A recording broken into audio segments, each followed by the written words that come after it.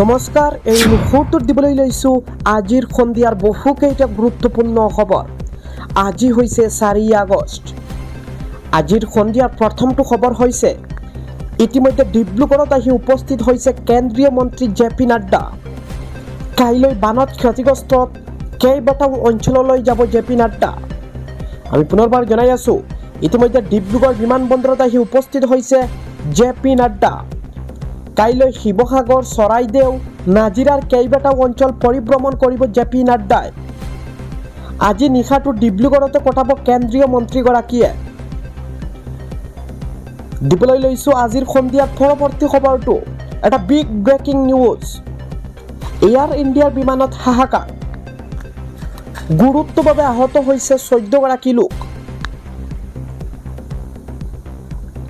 টাৰ্বুলেন্সৰ বাবে এয়াৰ ইণ্ডিয়াৰ বিমানত অঘটন।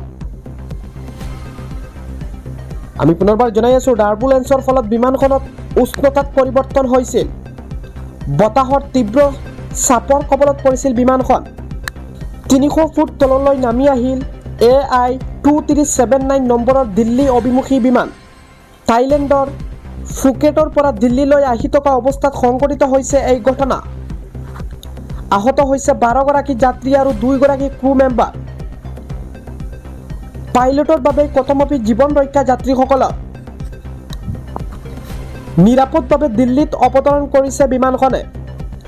গুৰুতৰভাৱে আহত হৈছে 14গৰাকী লোক। আমি পুনৰবাৰ জনাই আছোঁ, গুৰুতৰভাৱে আহত হৈছে প্ৰায় 14গৰাকী বিমানত থকা লোক। আজিৰ সন্ধিয়াৰ আন এটা খবৰ হৈছে 100জন লোকক লৈ প্ৰধানমন্ত্ৰী মোদীৰ বাসগৃহলৈ ৰাওনা অৰবিন্দ কেজৰিৱাল। কটকটীয়া কৰি তোলা হৈছে নিৰাপত্তা বেষ্টনী। 2,33,238খন আবেদন দিব কেজৰিৱালে। E20 পেট্ৰলক লৈ কেজৰিৱাল হাল্লাবোল। E20ৰ ফলত ক্ষতিগ্ৰস্ত ব্যক্তিক লগত লৈ কেজৰিৱালৰ সমদল। ইপিনে এই সমদলৰ বাবে কোনো ধৰণৰ অনুমতি নোলোৱাৰ অভিযোগ। BNSS 163 জাৰি কৰা হৈছে সমগ্ৰ এলেকাত। কঠোৰ ব্যৱস্থা গ্ৰহণ কৰাৰ ইংগিত দিছে প্ৰশাসনে।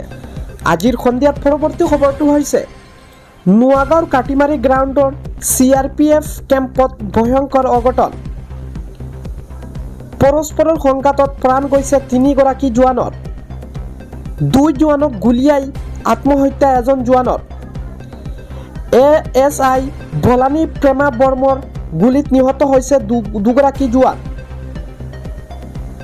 নিহত জোৱান দুজন ৰাম নাৰায়ণ সিং যাদৱ আৰু বিষ্ণু প্ৰসাদ বাঘেল। গুৰুতৰভাৱে আহত হৈছে গোবিন্দ্ৰ শিপুল নামৰ আন এজন জোৱান।